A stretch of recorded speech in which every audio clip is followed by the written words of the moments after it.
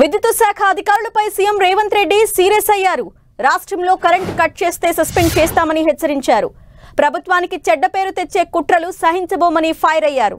కొంతమంది విద్యుత్ సిబ్బంది నిర్లక్ష్యంగా వ్యవహరిస్తున్నారని, జాగ్రత్తగా ఉండాలన్నారు. గతంతో పోలిస్తే విద్యుత్ సరఫరా పెరిగిందని, అవసరాలకు సరిపడా కరెంట్ ఇస్తున్నామని చెప్పారు. గత ప్రభుత్వ హయాంలో నియమితులైన కొందరు క్షేత్రస్థాయి సిబ్బంది అత్యుత్సాహంతో సర్కార్కు చెడ్డ పేరు తెచ్చేందుకు ఉద్దేశపూర్వకంగా కోతలు పెడుతున్నారనే సమాచారం తమకు ఉందని సీఎం హెచ్చరించారు.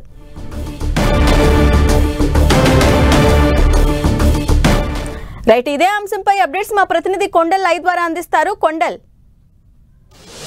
తనకి విద్యుత్ శాఖలో కొంతమంది అధికారులు చేస్తున్న నిర్లక్ష్యం పైన సీఎం రేవంత్ రెడ్డి సీరియస్ అయ్యారు. నిన్న హన్మకొండలో మంత్రి సీతక్క పాల్గొన్న ప్రోగ్రాంలో మధ్యలో విద్యుత్తు అంతరాయం కలగడం అన్నది ప్రభుత్వం సీరియస్గా తీసుకుంది. దీంతోపాటు మరో 2-3 చోట్ల ఇలాంటి కరెంటు కోతలు కనిపించాయి. అయితే వీటన్నింటినీ ప్రభుత్వం పైన ఒక దుష్ప్రచారం చేసేందుకు కొంతమంది అధికారులు పనిగట్టుకొని ఈ పనిచేస్తున్నారన్నది ప్రభుత్వం భావిస్తుంది. దీనిలో భాగంగానే ఈరోజు గృహజ్యోతి పైన రివ్యూ సమావేశంలో ముఖ్యమంత్రి రేవంత్ రెడ్డి విద్యుత్ శాఖ అధికారుల పైన సీరియస్ అయ్యారు. అసలు ఎందుకు జరిగింది ఈ 3 చోట్ల విద్యుత్ అంతరాయం ఎందుకు జరిగింది, విద్యుత్తు సరిపడా విద్యుత్తు మన దగ్గర అందుబాటులో ఉన్నప్పుడు ఎందుకు ఈ కోతలు విధిస్తున్నారన్న దానిపైన ఆయన సీరియస్ అయ్యారు. ఎక్కడ కూడా ప్రభుత్వం విద్యుత్ కోతలు అన్నది విధించలేదు. మరి ఎందుకు ఇలా అంతరాయం కలుగుతుంది, ఎందుకు విద్యుత్తు పోవడం జరుగుతుంది అన్న దానిపైన అధికారులతో ఆయన ఫీడ్బ్యాక్ తీసుకున్నారు.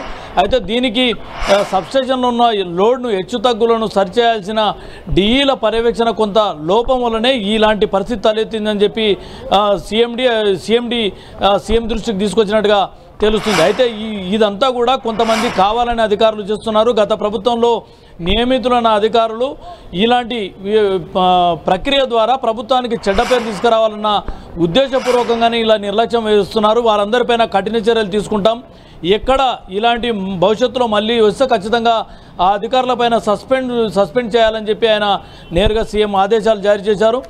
ఇప్పటి వరకు రాష్ట్రంలో సరిపడా సర్ప్లస్ విద్యుత్ మన దగ్గర ఉంది. జనవరిలో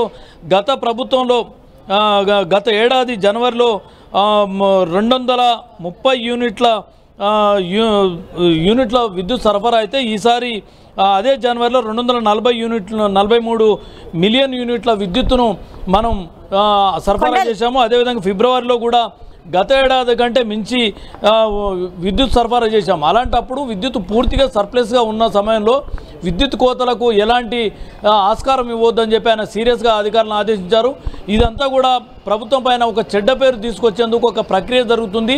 దీన్ని స్థానికంగా మీరు కట్టడి చేయాలని చెప్పి ఆయన ఉన్నతాధికారులకు ఆదేశాలు జారీ చేశారు. ఎక్కడ కూడా ఇలాంటి అధికారులు నిర్లక్ష్యం వహిస్తే వారిపైన వెంటనే సస్పెన్షన్ ఆర్డర్లు జారీ చేయాలని చెప్పి కూడా ముఖ్యమంత్రి ఆదేశించారు. మొత్తం చూసుకుంటే కరెంటు కట్ అన్నది రాష్ట్రంలో ఉండకూడదు. కరెంటు కట్టుకు ఎక్కడ కూడా ప్రభుత్వం ఆ దిశగా ముందుకు వేయలేదు, నిర్ణయాలు కూడా లేవు. కేవలం అధికారుల నిర్లక్ష్యంతోనే అక్కడక్కడ కరెంటు కోతలు అన్నవి కనిపిస్తున్నాయి. వారు చేసిన నిర్లక్ష్యాన్ని ప్రభుత్వంపై రుద్దే ప్రయత్నం చేస్తున్నారు. కాబట్టి దీని పట్ల సీరియస్గా ఉండాలి, అలాంటి వారిపైన సస్పెన్షన్ వేయాలని చెప్పి కూడా అధికారులను ఆదేశించడం జరిగింది. కొండల్, కొంతమంది కావాలని ఇలా చేస్తున్నారని చెప్పేసి మా దగ్గర ఆధారాలు ఉన్నాయని చెప్పేసి సీఎం రేవంత్ రెడ్డి అన్నారు కదా. సో ఈ హెచ్చరికలు చేయవలసిన అవసరం ఇప్పుడు సీఎం రేవంత్ రెడ్డి ఎందుకు చేశారు, దీన్ని ఏ విధంగా చూడాలి?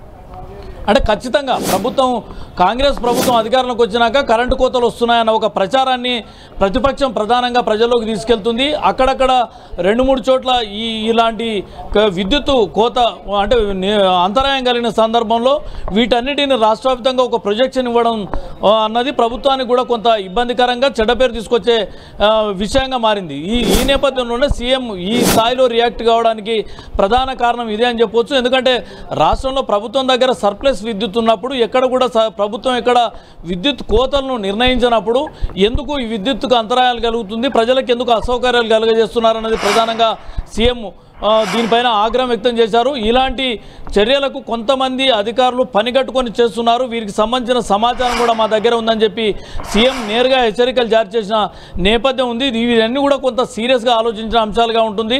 గత ప్రభుత్వంలో ఎక్కడ కరెంటు పోలేదు అన్నది ఒకటైతే, ఈ ప్రభుత్వం వచ్చిన తర్వాత కరెంటు కోతలు వస్తున్నాయన్న ఒక అపప్రదను మూటగట్టుకోవాల్సి వస్తుంది. కాబట్టి ఇలాంటి అధికారులు ఎక్కడ నిర్లక్ష్యం వహించినా వారిపైన కఠిన చర్యలు తీసుకుంటామని చెప్పి సీఎం ఆదేశాలు ఇవ్వడం జరిగింది. దీనికి సంబంధించే ఈరోజు ఈ రివ్యూలో ప్రధానంగా ట్రాన్స్కో అదేవిధంగా టీఎస్ఎస్పీ డిఎస్ఎస్ సంబంధించిన సిఎండీలతో ప్రత్యేకంగా ఈ అంశంపైన చర్చించడం, అదేవిధంగా స్పష్టమైన హెచ్చరికలు జారీ చేయడం కూడా జరిగిందన్న. అయితే ఎక్కడెక్కడ ఇప్పటి వరకు కరెంటు కోతలు విధించారో అక్కడ ఆ కోతలు విధించడానికి గల కారణాలకు సంబంధించి వివరణ అడిగారా?